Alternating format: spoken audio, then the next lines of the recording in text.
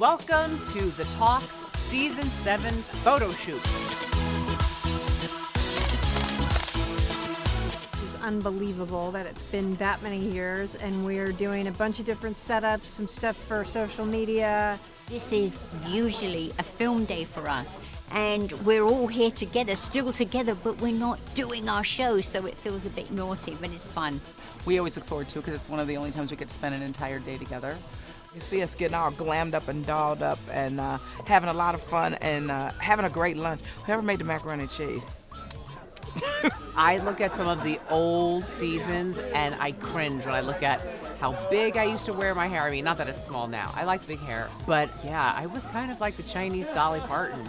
7 years ago, I came out and I was like this to the audience, and it just kind of stuck. And I think it's a great way to start the show. They can't do the dare because I'm pregnant. When I got to tell them on the air that I was pregnant, that was so fun. Every time we see a clip of it, getting to relive it.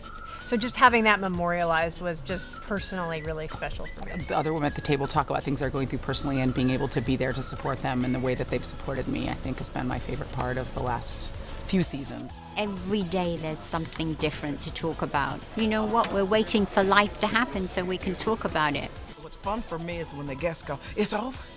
When can I come back?" Anthony Hopkins was like, "When can I come back?" I was like, "When you want to come back?" It was so sweet to get the Emmy. I mean, we love the job regardless of any awards, but to have it is just, I think it makes everybody feel proud. The great thing about daytime television is that people, they fall in love with the show, and we're really lucky because it took us a while to build up this kind of relationship with our fans, that they are so loyal. They know by now we're going to tell situations like it is. We're not going to sugarcoat anything, and I think they appreciate that. You know, because like they say, teamwork makes the dream work. Here's the Season 7! So let me just break the ice by saying, do I get a car for being up here? Do you get a car? Yes, you get a car, you get a car. Maybe slightly used. Yes, exactly. Everyone has to share it one day a year. Yeah, you just pass No, it I'll at around. least take your car with the Chinese food spill. Oh, my the car shrimp with the food Chinese spill. food spill, the brand new car where I spilled walnut chicken in it. Yeah, 3 What's minutes. wrong with yeah. walnut chicken? It's delicious. It's just not so great to smell it like 9:01 in the morning when you're headed to work. But it's been marinating in there for exactly. years. When it's not walnut chicken anymore, it's walnut elephant. Well, you guys, congratulations, 7 seasons. That's so impressive. Thank you. I know it's hard out there for a daytime talk show. I think it's hard yeah. out there for And any pits. show on TV. Yeah. Yeah. So, we feel very fortunate to have found each other, to have a great time at work doing what we do, which is basically getting paid for being ourselves. Yeah, exactly. And talking and gossiping. Yeah, being ourselves and just trying to keep it clean for TV, but Yes. in the most fun way. Yeah. How do you guys come? Well, actually, no. Before we even get to that, tell me about season 7 and what's different, because I know you guys have a bunch of special things planned for the first week. Yes, because it is the 7th season, we're calling it the 7 Wonders of the Talk. Ever wonder? We have a lot of questions that people wonder out there about Aisha, myself, Sharon, all of us. So first of all, we're going to answer the most asked questions that people wonder about. Like on social media and stuff like that? Yes. Yeah. Mm-hmm. And in addition, we have found a lot of success with starting each season, revealing something about ourselves that the others don't know, not just our audience, but the other ladies of the talk. We've called it, secrets. It could be revealing a secret. It could be revealing something that the public thinks they know about, but they don't know the full story. Sharon, for example, will be addressing why she took an emergency leave of absence for 5 weeks. She was supposed to reveal that last season, and it was too raw. She wasn't ready, and she's ready now. And what about you? What are you going to be revealing? Well, if I revealed it here, I would really be shooting myself in the foot.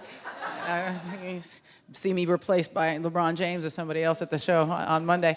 But I mean, I think, look, it's interesting that that week is always both kind of fun and intimidating for us because, you keep stuff to yourself for a reason, but for us, I think the nice part about those reveals is the way that people out there in the world that might be going through something similar get to connect with us and maybe feel less alone, maybe feel like we've made it a little bit easier for them to navigate their own lives because we've gone through it.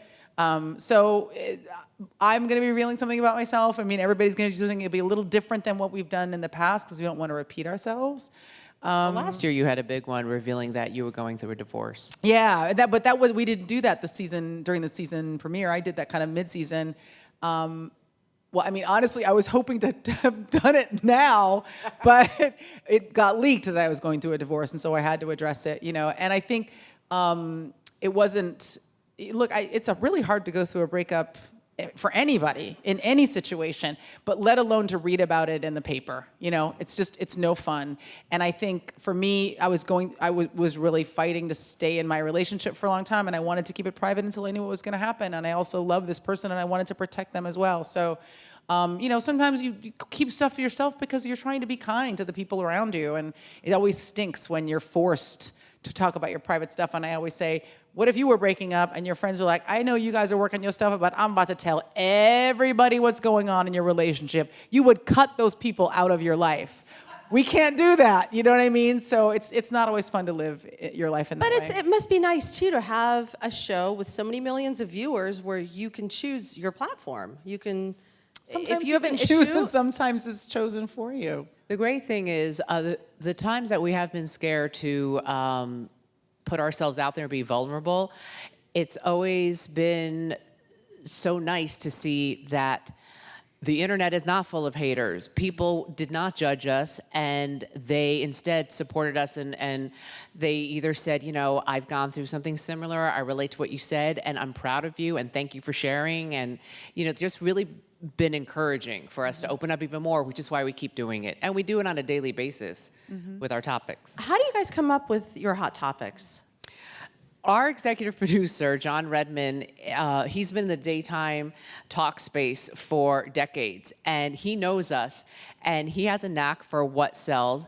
And even if he takes like a crazy headline, he'll twist it for us after we kind of report the story and then say, have you ever, one example was, the question I remember one day was like, what would you do if you found out your friend was being cheated on by their spouse? Would you keep it to yourself? Would you go and rat that person out? And everyone had a different spin, and people had different answers. Not everyone would handle it the same way. And I was faced with that exact situation. So In real life, yeah. Yes. So he just finds a way of giving like the big splashy gossip headline, celebrity news, and then having each of us apply it in a real life situation that we have experienced. Just like with Demi Lovato recently and the Friends, and when do you cut people out of your life versus when do you support them? I thought you guys had really good answers to that, which brings me to another point, that you actually have very calm, civil, informed discussions that never devolve into anything ridiculous. We are lucky where we all have a lot of respect. We all are friends, and we respect each other and each other's opinions, even when it doesn't mirror our own. But the most important thing is that none of us are petty, and all of us are secure in who we are. Yeah, and I think people ask, why does this show work? Some of it's always luck, it's always alchemy that we have these 5 women together on this show at this time, but why it's working is because we do respect each other. And I think at a time in our culture where, there's so much programming on TV where women are being, well, first of all, everybody, but specifically showing women being so unkind and venal and undermining to each other. That's not my experience with any of the women in my life. That's not how I relate to people around me. So I don't, that whole kind of table flipping, you know what I mean? You come for me, won't you come for me? That kind of stuff. You know what I mean? Don't come for me because I will come back for you. But my point is that, that's not how my relationship with my women friends, and it's not how we are behind the scenes at the talk. And so what you see at the table is who we are. And I feel like you can be an adult and you can have a difference of opinion with somebody and you can still respect them. And that's how most friendships really are. And we're proud that we're able to model what I think are really authentic, mature female relationships on the show, and nobody's ever pulling off their weave unless we all do it as a team because we decided to do it before the show. And I mean, I love that about our show. You know, people always go, 5 women working together, how's that going? But if you saw 5 dudes, no one goes up to the dudes on like NFL Sunday and goes, Ever. 5 dudes, who pulled off whose weave last night? That never happens, you know? So I think it's a false assumption that women can work together. We're proving it every day. But it's more than that. We love each other, and it's a great place to go to work every day. So tell me about the women who aren't here. For example, what does Sharon bring? Sharon brings the outrageous. In casting for television, my husband always says, every show needs a thing. It's a thing. He says, Sharon is the thing. You can't really describe it. She's outrageous. She's fun to watch. She's bawdy. She's honest. Yes. And brave. she has I don't know, like I have this thing about Sharon where she's tough and she's bawdy and she's brave, but she has this really soft core that I think is lovely. She's such a mom, right? Yes, she is. And I always say, if you wake up in Mexico with no pants and a quarter for a payphone, call Sharon Osbourne. Darling, I'm sending a plane. Just wait right there. By the way, there's a fabulous bar down the street. There's a donkey out front. Go get yourself a drink. Like she's just the person that you call when you're in crisis. She's amazing. What about Sarah? Sarah is kind of the heart. She is someone who is very innocent and naive and always believes in the good in people. Very kind-hearted. God, I love her so much. She's the person, like Sharon she's like, oh God, Sarah, you're so nice. But she really is, and I think she is essentially good and is always searching for the good. Always believes in humanity. Yeah, she's wonderful. And what about the 5th one? Cheryl is so quick-witted, and her reference points can go back like decades. She's the quick wit who can also be very dirty. Yes, she is our Dorian Gray. I mean, she's like, I remember episode 17 of Bonanza. She's like Rain Man. She is, but she is also an incredibly big-hearted person. Oh, yes. Loving. Very generous. So funny. Everybody is, I feel. Yeah, it's a kind group. What are your mornings like when you get to set? So you get your headlines, you decide how you're going to approach each of them. But what is it like? We don't do too much of that, I will say. Like, we pick the stories. The stories the night before are emailed to us, but quite often as you're driving in or, you know, while you've been sleeping, some news story will have broken. So we will, at 8:30 in the morning, we are either dialed in by conference call or in the meeting room. And that's when the 5 hosts will have no makeup, sitting there eating our breakfast. And the executive producer presents the stories with us and then presents what question they're going to ask. If you don't love a topic, that's the chance for you to voice, you know, I don't love it, or I feel like we've done this before, I don't know if I have anything on this. And as a group, we decide what the topics are going to be. That meeting should last only 20 minutes, but it usually lasts about 35 because we're in there gabbing and gossiping about not just the topics, and the executive producer will still save it for the show, or we'll like gossip and gab about, like Sharon's always run into somebody fabulous the night before, and then she has to tell us every dirty detail, and we're just lapping it up.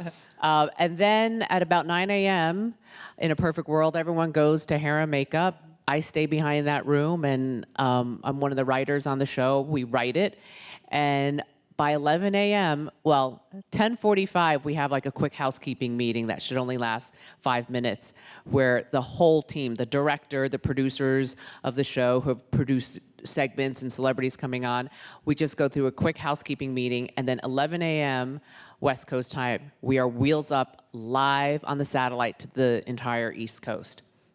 And what I was going to say about the topics is we kind of figure out what we want to talk about, but he does say save it for the show. It's not scripted. We get out there and I more meant like gather your thoughts. yeah, of just how you're yeah, gonna approach. we just may, you know, it's like sometimes it's like, oh, what's the best way in to this topic? What's the best way to personalize it? But a lot of times you'll think you're going to get into the topic a certain way before the show, and then someone at the table will say something that sparks a totally different direction. So that stuff that you're seeing Most of the time, it's like later, I'm like, oh, I didn't know I was going to say that, or oh my God, you changed my mind out there. A lot, that happens a lot. And you guys, I think, treat issues really respectfully, like the Kris Jenner car accident. I feel like, especially Sharon, when she said that she's a friend of the show, let's kind of, and I think you were the one who said, I hope she feels better soon, or was it Sharon? Maybe it was Sharon. I can't remember. Yeah. It probably was. It was me. Sharon. You know what? We'll give you the credit. It was definitely me. Sharon. But you guys, are any topics off limits, or are any issues that you feel like are too kind of icky to broach on the show? I wouldn't say anything's too icky, but we never discussed politics because not head on where you can see how we feel about an issue or a candidate. You just don't win that way. You automatically turn off half the country. So yeah, we have talked about things that have happened in politics in a careful, often comical way without revealing our own personal politics. That's the big no-no. Yeah. I'm voting for Kanye, though, by the way, for president. Just everybody write that name in. He already thinks he's president. We might as well get him in there.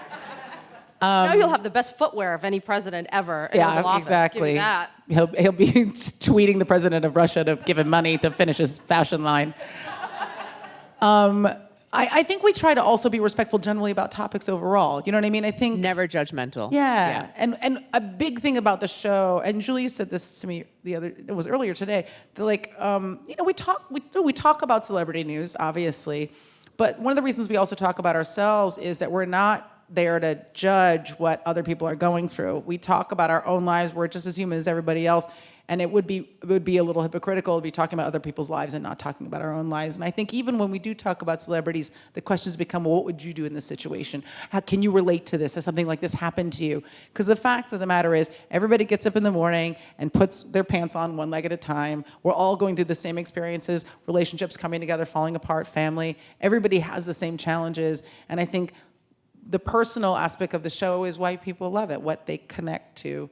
So some things are off limits just because they feel, we never want to be cruel on our show. And I think that's probably like our litmus test. And that's why I brought up the Kris Jenner example, because I think you guys handled it really well. Like, there was no mockery, there was no, like, her and her Rolls Royce, Right. How do you guys keep it fresh all these seasons in?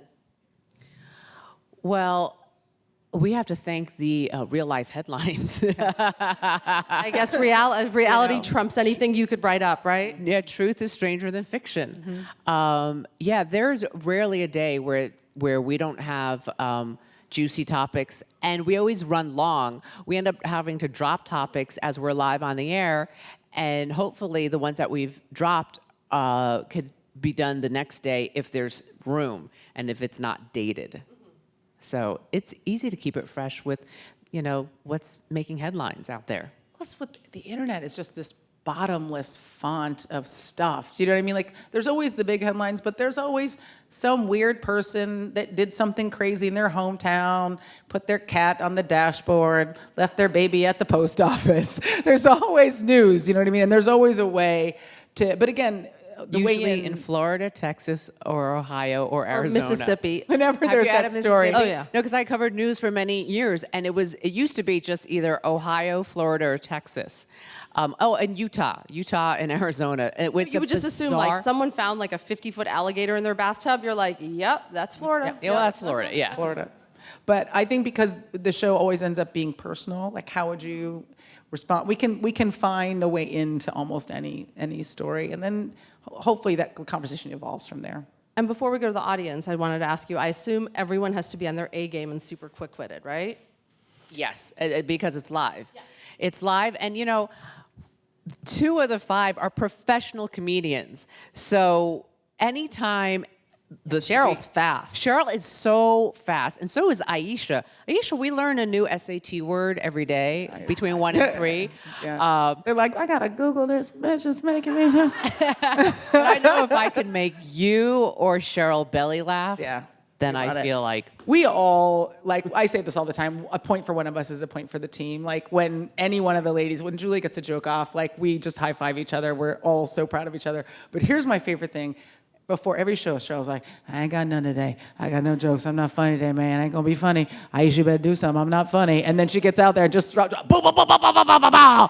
The whole studio Flames up. blows up. I'm like, wait a minute, man. You gotta give me some warning. She's one of the funniest people I've ever had the pleasure of being around every day. And you can always count on her to like just button every act with like a massive punchline. And then Julie just can go, and we'll be right back. Yes, thank God for her. And now to our audience. Hey, ladies. Hi. I have a question specifically for Aisha. Okay. You have like so many things going on. You're essentially like a Renaissance woman. Oh, thank you. Got the show. Or a workaholic, one or the other. workaholic. Sure, yeah. You have the show. You have Archer. You have E3. You do every year. I was wondering how. Criminal Minds. Criminal Minds. How do you juggle so many things at once? Massive doses of caffeine. Well, look, I will just say that first of all, like people always go like, how do you find balance? I don't have any balance. There's no balance in my life. I work 7 days a week. So, and it's just, I get up in the morning and I try to execute all day long until I'm too tired to stay awake. And then I go to bed and I get up the next day and I work again. But I will say that I feel like whatever you're trying to do in your life, whatever you're pursuing, the only person who's going to hold you to a high standard is yourself. You know what I mean? Once you get out into the real world, your mom's not going to come for you. Your teacher's not going to ask about your homework. You have to be your own best taskmaster. And I have goals for myself, and so I set them, and then I try to get up every day and accomplish them. And I think especially now with digital media, where you can make anything you want, you can do anything you want.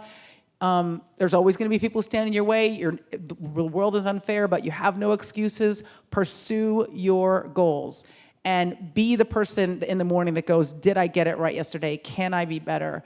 I think especially now when we're talking about diversity in Hollywood, gender diversity, ethnic diversity, sexual orientation diversity, there's always going to be a roadblock, but that doesn't mean that you can't climb over it if you push yourself hard enough. So that's what motivates me every day.